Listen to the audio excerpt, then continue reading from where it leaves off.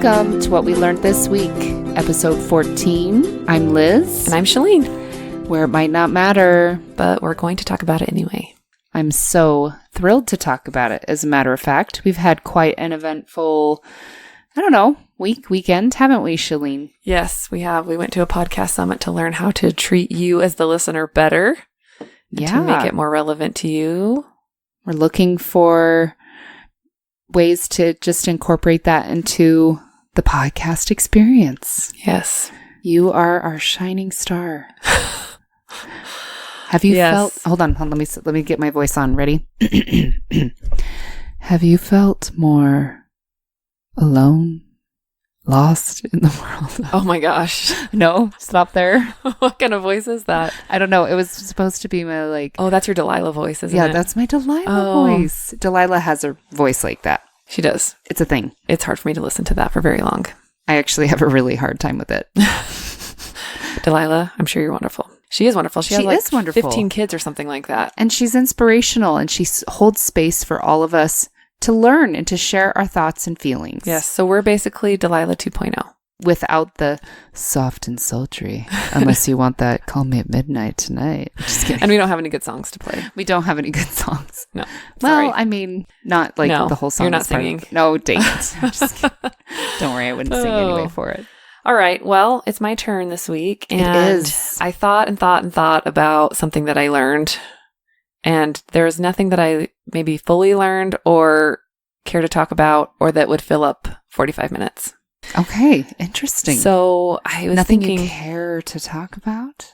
Yeah. My eyebrows are raised. I don't know what that means. Just, I don't know. Just take it for what it is. Yeah. Nothing that felt like it was this epic... Oh. Right. That was singing, by the way. Haha. Nice. Nice way to get that in there. No problem. I struggle from depression.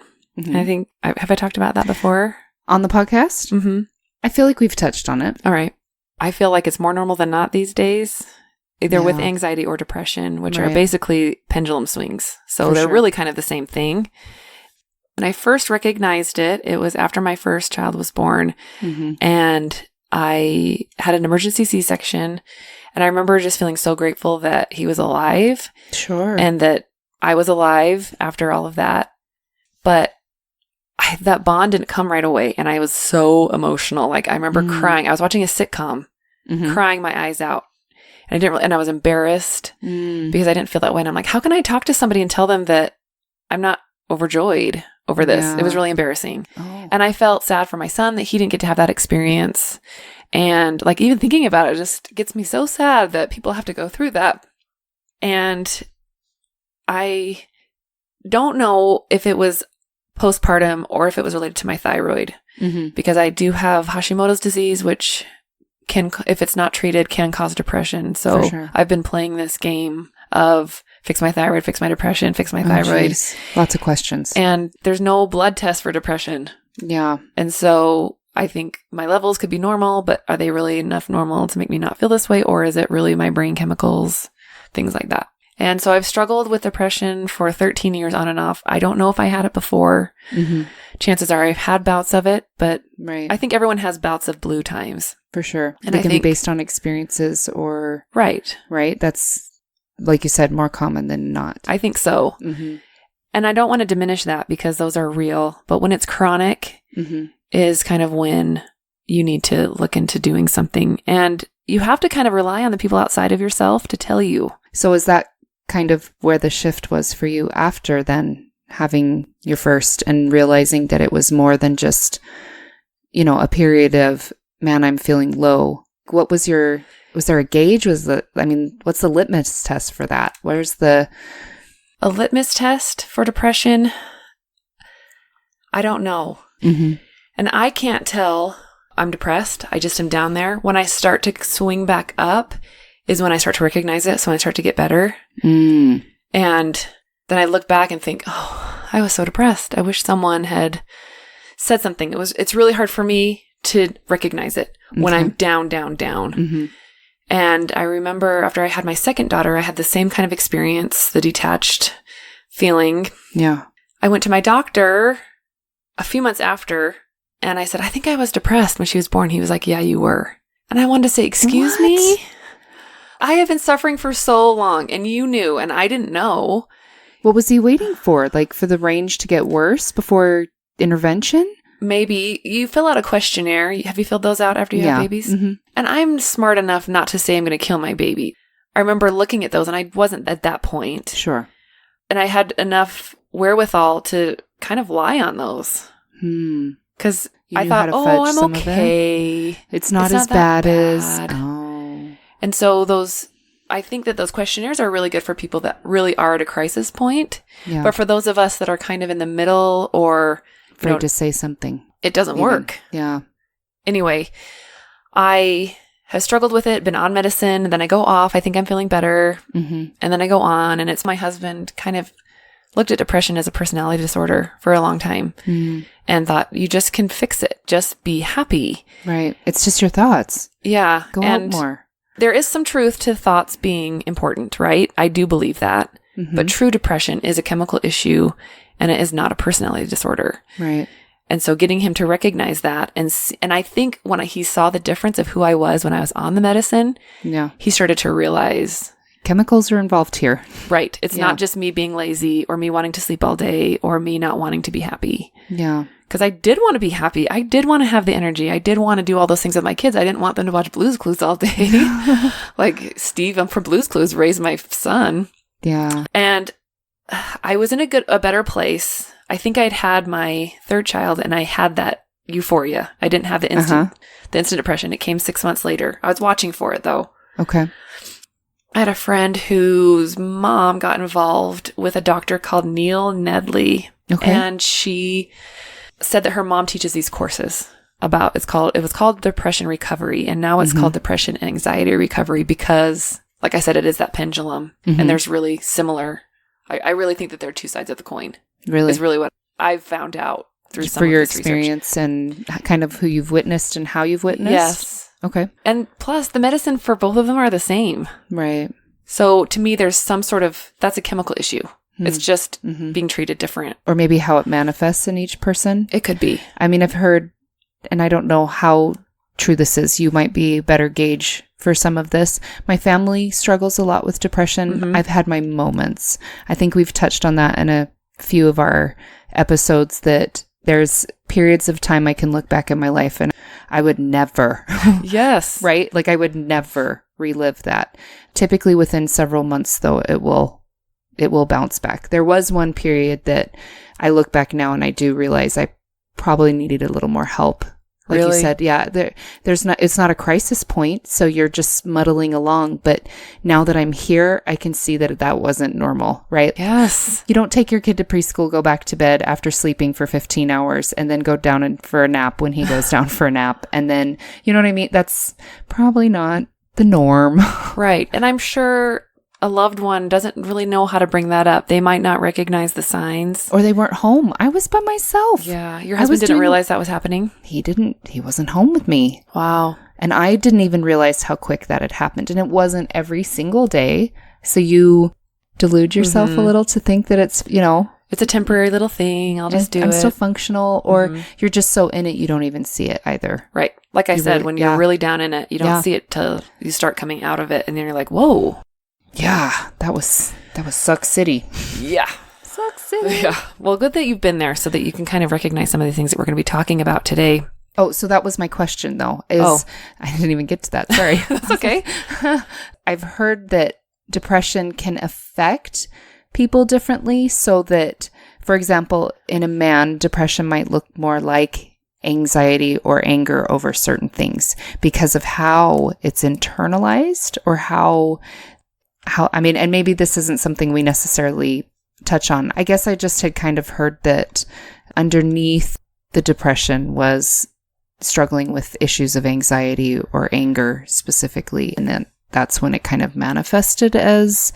Interesting. I think that there is a certain amount of detachment is what lets you know that there's depression. Okay. So if someone in your life all of a sudden disappears or becomes angry to push you away, that might be a sign that, yes, I don't know about the anxiety component to the depression. And I really don't know that much. I have to think back on my bank of where I've stored that and why that was just a question that I've had kind of floating around in there. I wonder if it's something I've heard or read. But either way, it sounds like there's just so many.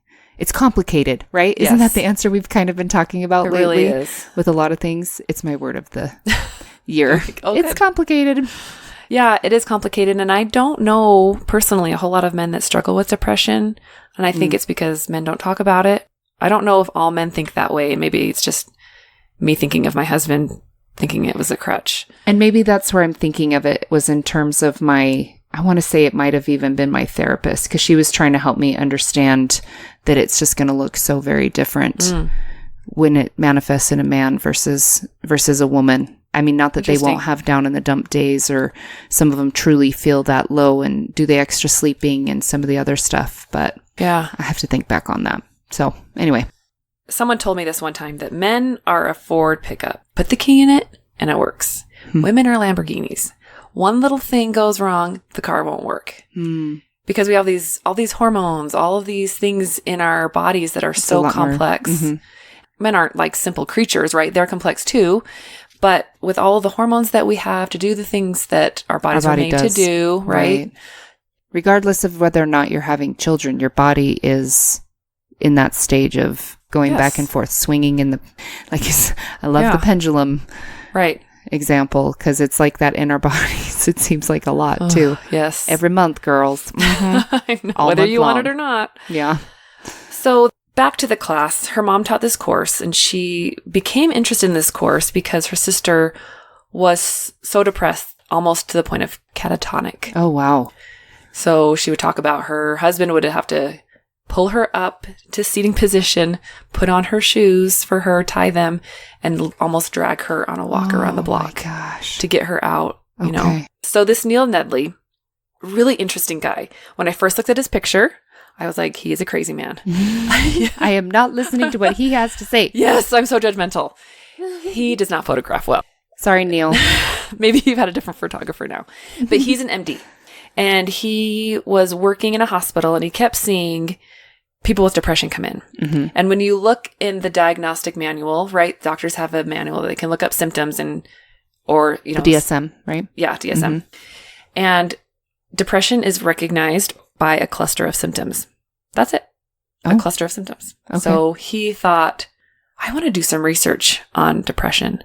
So he spent many, many years researching these patients with depression to find out what maybe causes depression, maybe what you can do to help depression with your lifestyle. And he's not discounting medicine. Sure. So if you're struggling with depression, please don't think I'm going that route. You do you, but I'm going to give you some of the identifying causes that he's identified and maybe some solutions or some helps if you're going through this. I love that you've turned this week into something that you can share, Chalene. Like that's a big conversation to have, being vulnerable and in this space right now.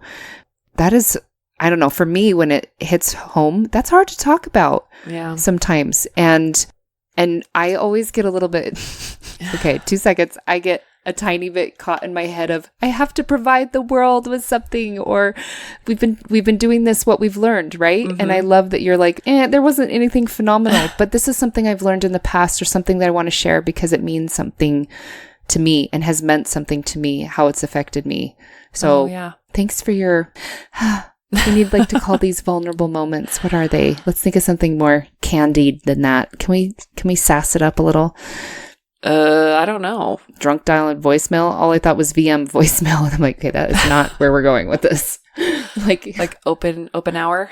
Right? I don't know. Have you been around somebody who's super drunk? They tell you everything. I just really need you to know. But do they say stuff that's true, or do they just kind of go off? No, they really do tell you. Like, do they? If they feel really connected. I had one lovely friend. I love her. Love her. But there was a time, like, she told me how she really felt about me in that moment, and it was beautiful.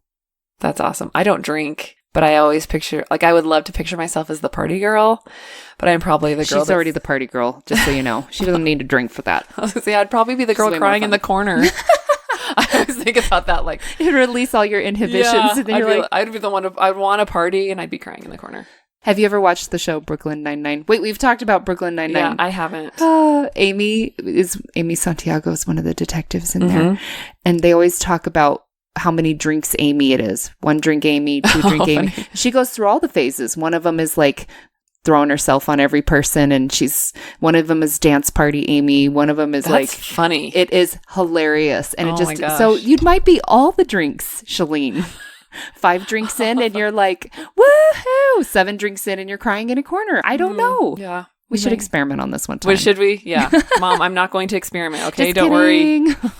we won't report that later. Well, maybe. I don't know. Yeah. Who knows? We'll think of a more creative phrase for that emotional dumping. Maybe it's just taking it. Oh, you know what we used to call it? One of my friends and I, the shizzle. When you're in your shizzle, that was meant to be like a nice way of saying the S word. Because we were trying to like not say it around our kids. That was like what you talked about last week. Did I talk about shizzle? No, but we talked about sitting in your poop. Oh, yeah. So this is a poop moment, right? Like not. I am happy to call it that. You That's know right. me and my. Sorry. Bodily functions are a thing. Yep. But I think they're hilarious. Anyway. So shizzle. So thanks for being in your shizzle with us today, Chalene. My pleasure. You're the I shizzle. think. Wait. Oh, thanks. Wait. Keep going. Let's not play Mad Libs with this conversation. We're going to stop. Yeah. So he talks about 10 hits. Okay. I don't know what HIT stands for. It's just an extra Like reason HIT. for you to have depression. So the hits he found were really interesting. The first one was genetics. Okay. And he talked about how if you have relatives with depression, there's a higher chance of getting depression. Now, you can have one of these hits. You might even have 9 of these hits. That doesn't mean you're depressed. What it means is you have more of a chance of being depressed at some point in your life. So he's basically just saying these 10 hits are 10 correlatives to depression potential in your life. Okay. Yes. The next one is developmental. And this one kind of made me sad too, is that if you start puberty around the age of 10 or 11, you have more of a chance of having depression. Really? Yeah. What? And so I started puberty at around 10. So I was like, oh. What is that component? I am like, I don't know. I don't know if it's just longer for your hormones to be messed up in your body. I'm not sure. How do you figure that out for boys? I mean, it was easy for girls. Right. I mean, I remember my mom very specifically sharing with me at 10, she had boobs and started appearing, the whole thing. Mm-hmm. And it's not that with... Well, I think you would start with, body hair. You can kind of start around that time with boys. And I think it's a little bit of a longer process for boys because you don't have a lot of those markers and it's not like you're seeing them naked anymore. Yeah. So, thank goodness. Yeah. Ew. Right. Love you, boys. And their voice changing, right? That's a good marker for puberty. Cool. Anyway, so it kind of made me sad when I read that and I thought, oh, okay. Yay. One and I was more just check hoping mark on my stack. Yes. And I was hoping my daughter would be later than me, but it's looking like she's not. So we'll just deal with it as it comes along. The next one was lifestyle. And right here, he's talking about sedentary, or if you move, or, if you're a person that's sedentary, you do have probably more of a chance of being depressed because you're not getting those. And maybe these from being an exercise person. What goes to your brain when you exercise, or what kind of, do you know chemicals that you get from exercise? It's the dopamine release. It's all that other stuff that happens when you are exercising. The other thing the exercise does consistently is it's the cortisol levels. Your cortisol levels are lower, so your stress levels are also more manageable. And if you are managing more stress, then if that goes, you know what I mean, then that increases. So there's kind of a twofold, well, there's many more folds. There's a lot going on there. It's also really interesting to watch people who love, like I do love exercise, but not like, there's a woman that lived in one of my old neighborhoods and she runs a ton. And she has straight admitted that she cannot function unless she gets that long run in every day. Wow. Every single day, because that's what she needs to keep going. And I have shout out friend. She's my CrossFit friend that she's like, her whole schedule revolves around getting that hour workout in for CrossFit. And sometimes she runs too afterwards for miles. And she's like, that's how I have to do it. That's how I feel good. Interesting. Yeah, it's just all of it. And I don't quite notice. I mean, I don't go to the gym and I'm so high afterwards that I'm so addicted to it that I have to have it every day. I am soups good with like, I'll sleep in today, or I'll do it different. I'll have to go on a walk. I have to do something, but I don't notice this, oh my gosh, that is my sanity, like this instant release or something. And I don't want to say addiction necessarily, because it's probably not an addiction, but I think you can get those hormones from other things. Oh, maybe. And so maybe that's just the only way she has learned to do that. But I don't think that a severe point of exercise is the only way to do that. And maybe that's what you're saying too, is that, you don't have to be extreme to be able to get that. Physical activity at all can give you, for me, it's sunshine. It's like physical activity is great all day long, but I need to be in the sun. We're actually going to talk about that. Oh, yeah, good. We're going to talk about that one is like, it's so massive for me, as a matter of fact, that I started finding that was my first job, was a tanning salon. And I know we could go all day long about your skin and blah, blah. But those 6 to 10 minutes a day, like in direct sunlight, you could throw me just about anything and I could handle it. Remind me to tell you about tanning beds when we get there. I'm excited. Yeah. The next one is circadian rhythm. So sleep. And getting regular amounts. And if you're not getting regular sleep, like if you are someone that works night shift, oh shoot, you have a greater chance of becoming depressed. Because it just messes what if your rhythm is good for sleeping during the day? Does it matter even if your schedule's flopped, or? Well, I think if you are going to work nights for the rest of your life or for an extreme amount of time. You'd have to keep the schedule forever. It's the going back and forth. Yes. Okay. So nurses that have these 12-hour days. Right. It's really, I'm not saying that nurses are depressed, but like I said, it's a hit. It's just a thing. Yeah. It's a mark that you have to deal with. The next one is addiction. Any sort of addiction. Okay. Is another hit. So drugs, alcohol, I'm not going to say it, but maybe Diet Coke. Oh, dang. Could be. She said it. It wasn't me. Gambling, whatever. The other one is nutrition. And he actually feels eating a lot of meat brings depression. Really? So he's actually vegan. And my friend's mom that actually went to learn how to be a teacher for this said that she was in Texas. I think, he's in Oklahoma or Texas. He served them all vegan food. And she was pleasantly surprised that she was satiated. And I'm not a proponent necessarily of being all vegan, but he just has noticed that people that are chronic meat eaters and maybe don't eat a lot of other things in a balanced diet. And there's also something to do with carbohydrates that I'm going to talk about later. Okay. They're a big deal. Toxicity. Any sort of toxic chemicals, molds, things like that can bring on depression. A complicated stress or grief.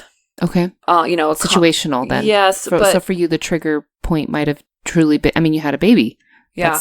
That's a big deal. Stressor or losing a loved one and not being able to get out of it. Okay. Just being stuck in that grief can kind of lead you to depression. Okay. Now, they're not the same, grief and depression, but they can go hand in hand. Right. Okay. Yeah. Or maybe extreme grief can lead to depression is what I'm thinking, but I'm not a doctor. So. Okay. But don't think if you're grieving over something that you're automatically depressed, because I don't think that's true. Right. A medical condition. For the life of me, I can't remember what medical condition. I'm guessing thyroid and things like that mess up those hormones. Right. They're going to directly affect your chemicals. Yeah.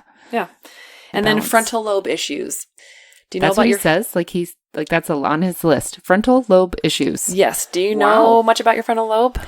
Okay. Is this... No, hold on. I have to think back here for a second. Isn't this animal brain? Which one's animal brain? No, that's the back part near the brainstem. My bad. Frontal lobe is what controls your right or wrong. Dang it. And so a lot of times people that are depressed have a hard time recognizing right and wrong. So they'll start to do things that they previously believed were wrong, but it just becomes really fuzzy. Does that make sense? Okay, so they have a hard time differentiating between the right and wrong? Yeah. Or is it all messed up because of experiences that led them to not be able to judge right and wrong correctly?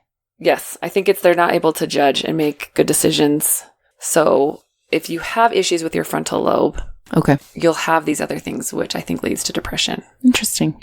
And I wish I knew more about it. Mm-hmm. But Google it. Okay. That's just a basic list that he gives of... That's his basic list. So basically, we're all screwed. No. We're not all screwed. But he does give some really, really good ideas on what to do. And some of them I hate. Oh. I'll be honest. Okay. When we're talking about genetic problems, you cannot change that. Right. There's Genes nothing are you can genes, do. Man. Mm-hmm. Don't be messing around with genes. Don't be messing I don't with think that. you can anyway. Yeah. The next one is developmental. Past puberty, there's really nothing you can do. I don't know if there's really anything you can do at all, even when you're young, to prevent that. So that's just what it is. Okay. Lifestyle is so interesting because I feel like I hear this all the time. And he has a special name for it. But what he says is the best way to exercise for depression, to help with depression, is HIIT. HIIT workouts. Yes. The HIIT. Mm-hmm. So he has HIITs, but you need a HIIT workout. He calls it something different. I think it... Like interval training? Yes, interval training. Interval That's what training. he called it. Okay. Mm-hmm. Mm-hmm. And he just said, even if you just go out and run until your heartbeat is going really fast, and then walk until it's all the way back to normal. And he said, just doing that for half an hour every day can combat that. And as I learn more about HIIT and interval training, I really do believe, even though probably it's not the most fun for me, that it can change your body real quick. Really? Yes, I've noticed that in my life when I've done that. There's a couple formats you can do interval training with, and it's pretty efficient. Yeah. Wow. More so than in just running, period, or just lifting, or just doing cardio. Because I think it's all three of those. Oh, I could see that. Yeah. Because you're pushing yourself and you're slowing down. And there's, I think I did read that somewhere, that there's something that's released in a different way, or... It's fascinating, and I really need to do it more. I'll have to Google that more. Yes. Sounds cool. We need a little health expert or a fitness expert to come on and talk about that. Yes. Would you guys be interested in that? I feel like that's a thing. If there's anybody an expert on that, hit us up. Yeah, we'd love to talk to you. Yeah. The next one is circadian rhythm. And he talked about going to bed at the same time every night, waking up at the same time every morning. Regardless of whether you sleep. Here's my question. We struggle, at our house. Well, I didn't sleep well last night. So then we think we need to sleep longer and stay in longer and all this other stuff. But if you're trying...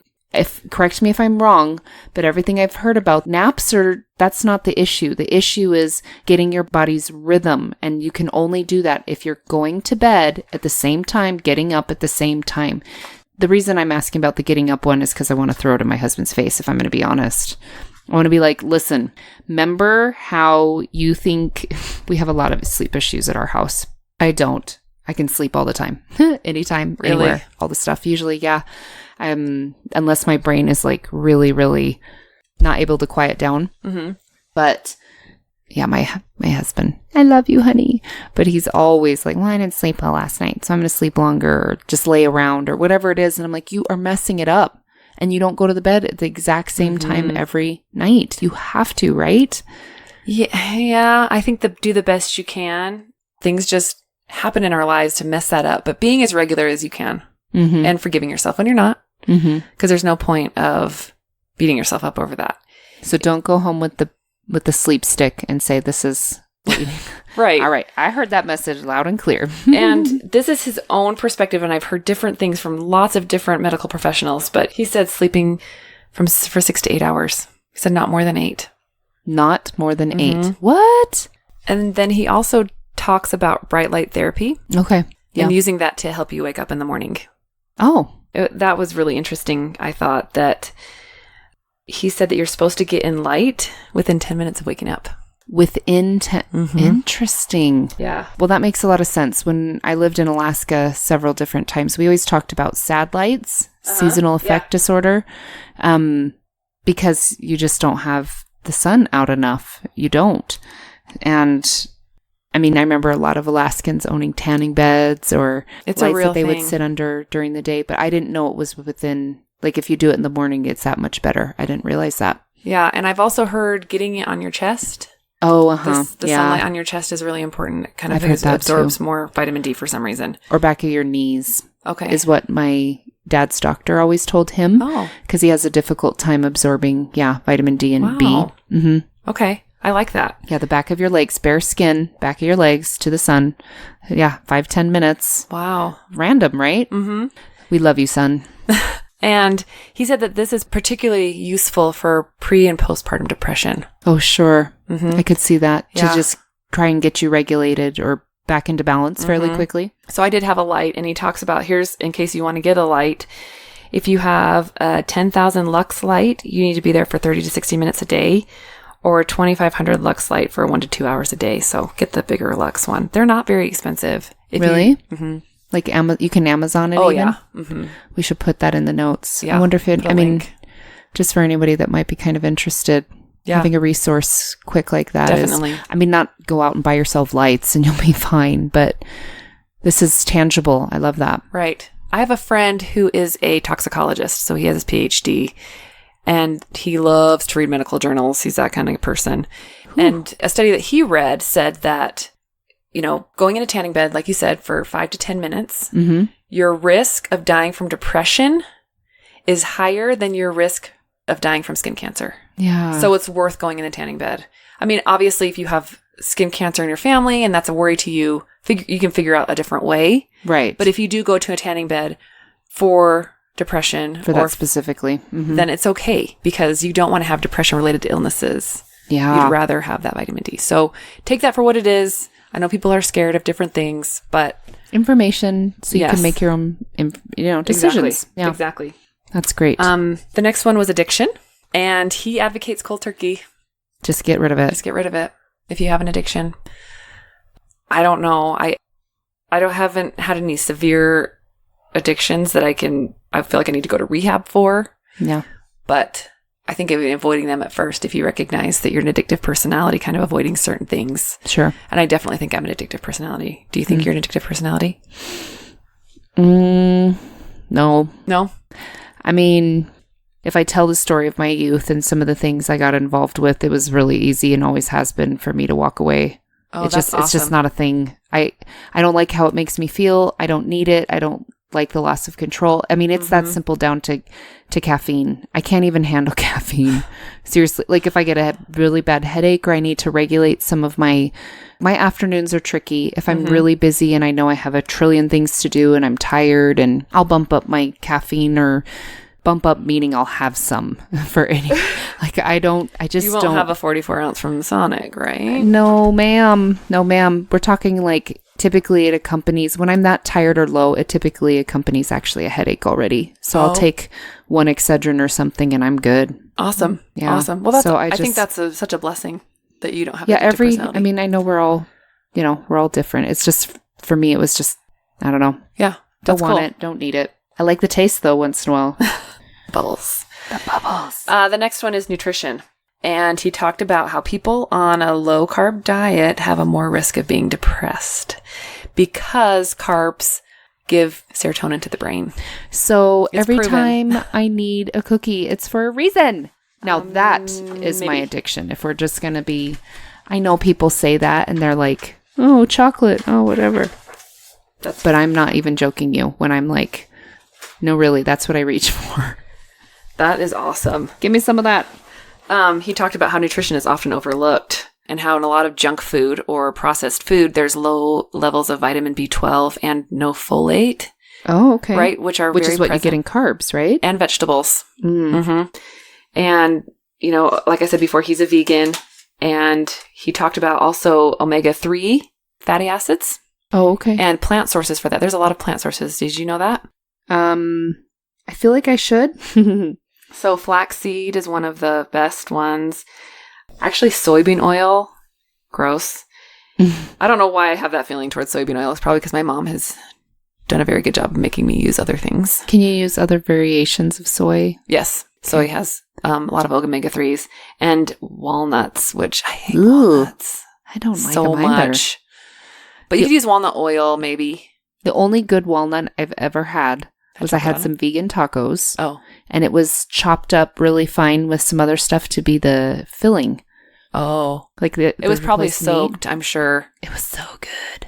It had taco seasoning on it too. Yeah. Because walnuts can be bitter. There's that skin on it or something. I don't know what it is.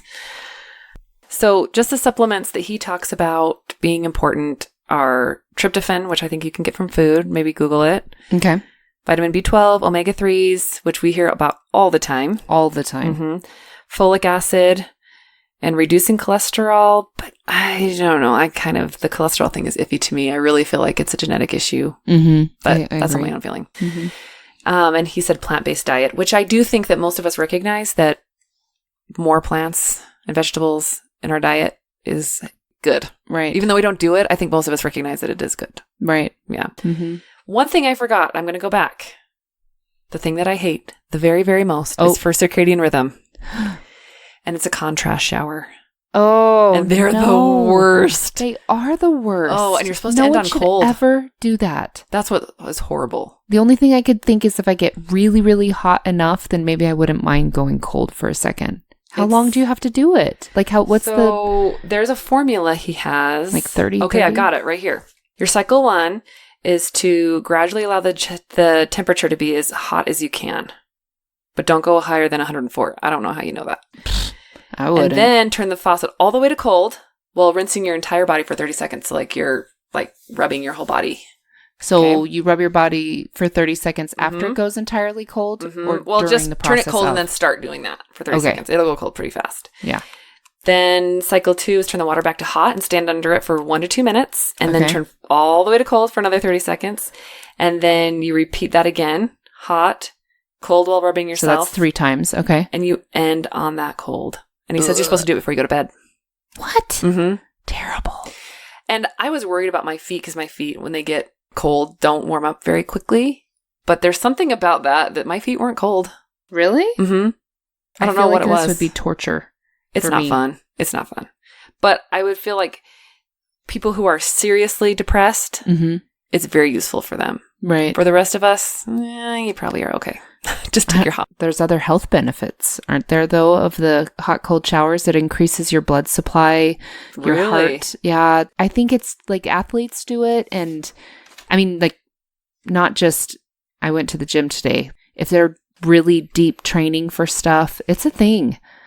You can go to like professional therapy gyms where you can do the special baths and all this other stuff to like I'm talking Olympian stuffs. It's a thing. That's cool. Well, I mean, I'm not saying I'm probably going to do it. You should try it just one time. Dude, we joked about that stuff when I was a kid, once again, in Alaska. We get in the hot tub till we were boiling, and then we get out and jump in the snow. Hey, it's your own version. I like it. And then we get back in. Yeah, when I was like 14 and I could handle that stuff. When you're 14 and you don't feel cold the same as you do I'm after telling 30. you don't. Mm-hmm. Yeah. I don't even think I could feel cold compared to anything that I can feel now. Yeah. Back then. Oh boy. All right. Well, nutrition is a big part of what he has to say. Okay. Nutrition. So, bottom line, just try to eat better. You know what I love about this the most is yoga community, okay? Like, I've been attracted to wellness side of things for years. How do I manage wellness and health and everything? It's so easy to get caught in maybe like a hype or a the keto diet, the this diet, you know what I mean? Like those fad fad things, and that's not what he's talking about here. He's talking, I mean, if you think about all these areas that are part of his check marks, his hits that you might be struggling with or that you could, if you're managing all those things as part of your health, you're kind of right. Yeah. It's a whole body approach versus just, I think so. I mean, I just can't tell you how many chiropractors or other people I saw, and they're pushing their vitamin line, or if you get adjusted and eat well, it's the answer to everything. Is it? I don't think so. There's Everyone more. has their things. Nothing against chiropractors. I love you people. But, right? If you talk to a massage therapist, they're going to say massage. You talk to me, I'm going to tell you yoga. But what's he really saying here? It's not any one thing. And it's a very balanced. Yeah, I love that. Makes me happy. Because that means I can still have chocolate chip cookies. Yes. And the interesting things about fads is, there are some tried and true methods. I mean, there really are. And people need to make money, so they come up with the old stuff and just reinvent it. But there are some things that just work. Sure. And I really do like that of this guy, right? He's not selling supplements. Yeah. He's just sharing information. Yeah. And I hope I'm not taking away from his business by sharing this, but I do think I have looked around here. They do have courses in this depression recovery. And we'll have all this stuff in the notes. Yeah. And it's a 10-week course. And, if you really want to learn more, I highly suggest it. It's fast. It's like an hour a week for 10 weeks. And you just go, and then you have other people you can talk to that maybe are struggling with the same thing. Yeah. It's not necessarily a support group. It's a resource. Group. It sounds like a really good resource, really regardless of your purpose behind it, Then the next one is thinking and lowering your stress. So he tells a story that is my favorite story. Yoga. Oh, sorry. It's not yoga. But yes, I'm sure that he does do yoga. I actually think he has mentioned that. But when he was in medical school, he had to wear a stress monitor. And I guess it just monitored his heart rate. What? Yeah. Okay. And he had to kind of take notes on when it would be high and when it would be low and kind of just keep a running log. And he'd be talking to a patient and be feeling totally fine. And his stress would just start beeping in his ear. It would beep in his ear when he got high. Oh my gosh. And he'd think, God, so weird. I wasn't feeling stress. His body was experiencing stress, even though he didn't recognize it. And then one day he was sitting on a bench thinking about his girlfriend, who is now his wife. And he noticed that his stress was almost at flatline, like at 0. Yeah. No beeping. And he thought, wow, that's really cool. And then he's a religious man. So he was talking about prayer. And when he was at prayer, absolutely 0, no stress. He said that is the one time that our bodies are in 0 stress. So if you're not a praying person, a meditation can do the very same thing. Right. Is that you're recognizing that there is a higher power or there is something more than you out there. And you're taking a minute to just center. And I just thought that was so fascinating because everyone talks about stress. Right. Stress. Right. Well, throughout history, people have been praying, right? And been able to reduce that stress. Right. Or doing, meditating in other cultures or whatever people do. And I just thought that was so cool that there's a way to get no stress in our lives. Yeah. And at least experiencing that for a little bit a day.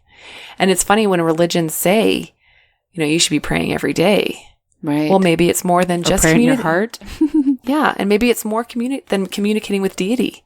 Maybe it really is an opportunity to get our bodies to have no stress. Yeah. Because we need that. Well, I think it's the power of recognizing a higher power, the power of recognizing. Yes. It's a little redundant, but there is power in that because you relinquish control. Yeah. And so you're also intimately connected with something bigger than yourself, but also can recognize, it's a safe place to have limitations and be human and also let it go. I don't know. And the gratitude part too, I think. For sure. Yeah. I don't know. I just love that story. And I love the science behind it. Right? Like I love those little moments when it lines up, when it's like, why is this working? Because it works. Look at your heart rate. It works. Yeah. Yeah. It was proven. It's good stuff. And just really quick, I want to mention the toxic hits just because I couldn't really remember it, but it's when you have high lead levels, if you work in battery manufacturing, which I don't know anyone that does, but I'm sure someone out there does. Some drinking water has things in it. He also said some calcium supplements. Oh, really? And dirt and dust. So those things can be toxic. Okay. And I think also cleaners. People have recognized that. I didn't know this, but a person told me that they used ammonia mixed with bleach. Oh, yeah, that's in the gas chambers. Yeah. Right? That's how they killed them. I don't know if that's how. I just know that the two together is I didn't really toxic. know that it was that bad. Like I just thought it meant, it's really bad. Yeah.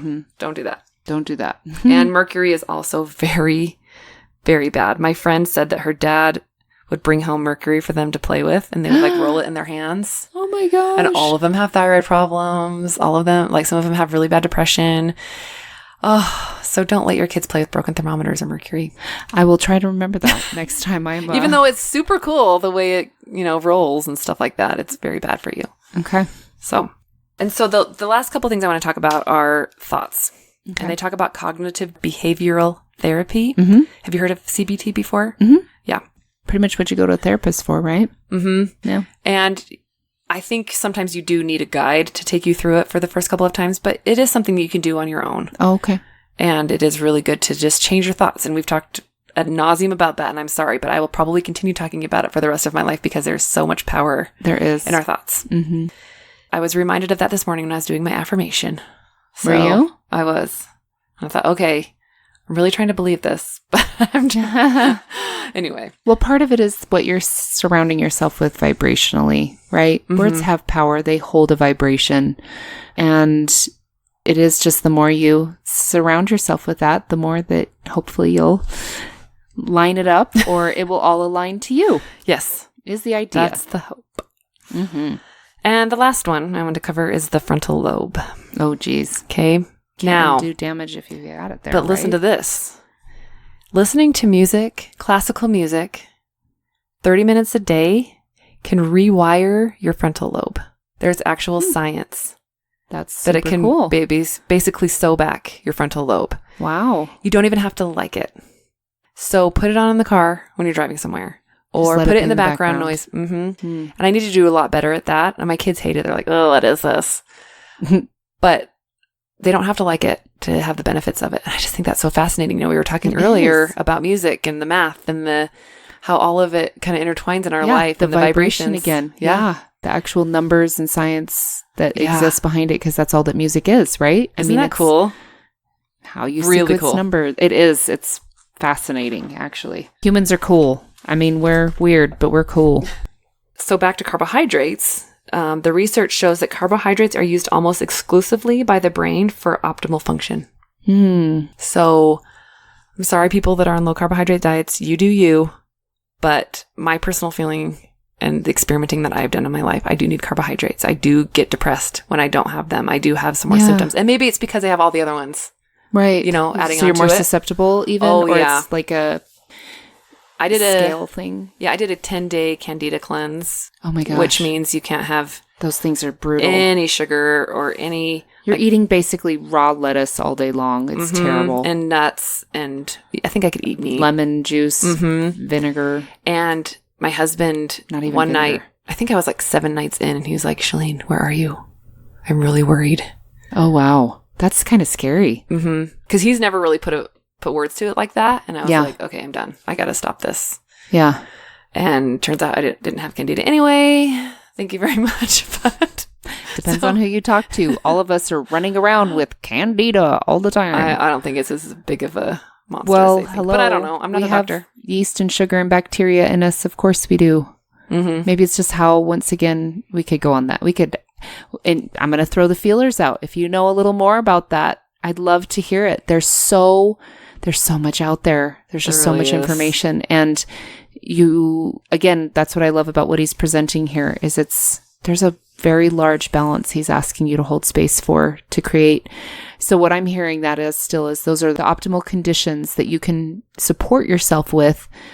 And they have given you fairly good results with how you're navigating depression. Is that kind of... Yes, I don't do them all because it does take a lot of personal responsibility. It's a lot of work. It is a lot of work. And taking a pill is so much easier.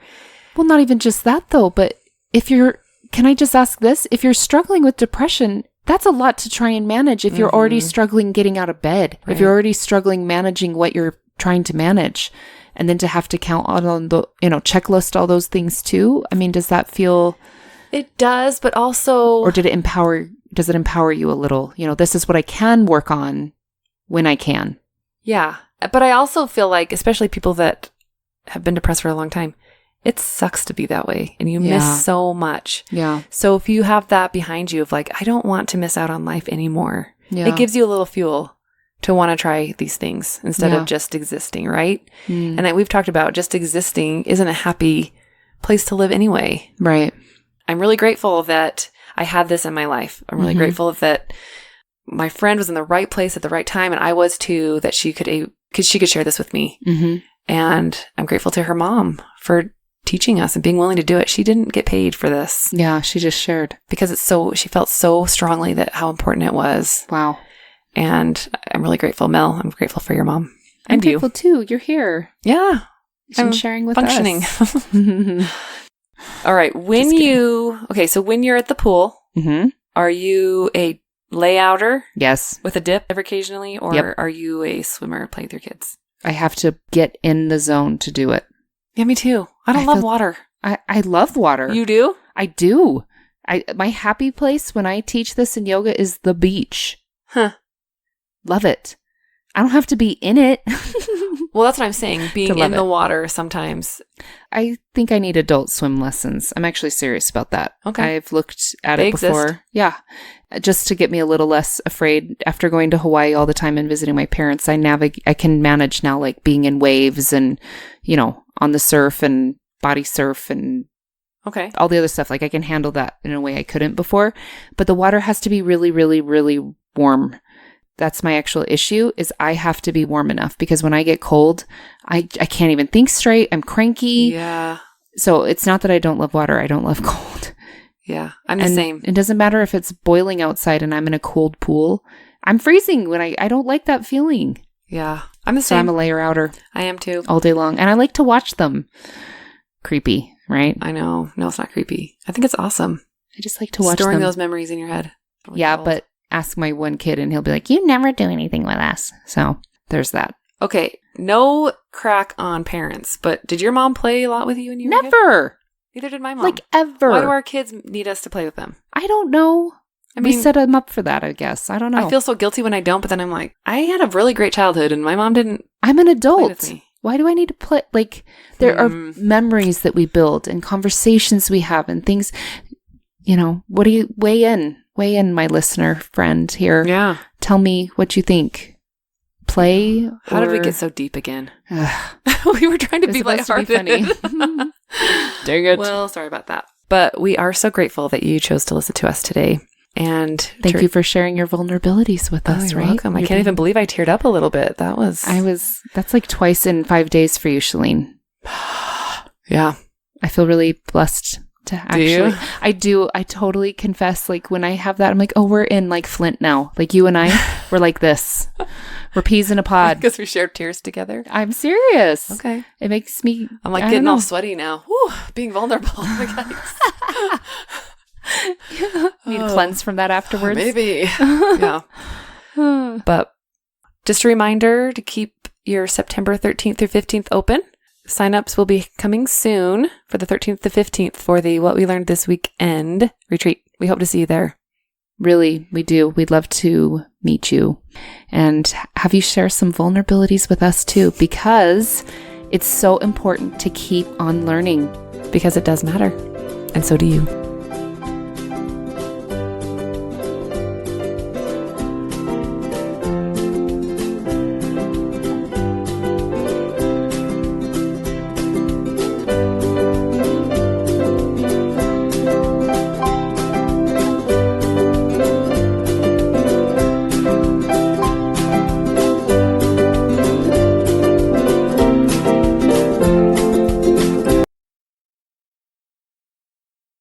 Do you have a question of Oh, I think those were all my questions. Oh, question of the week. Ooh, yeah.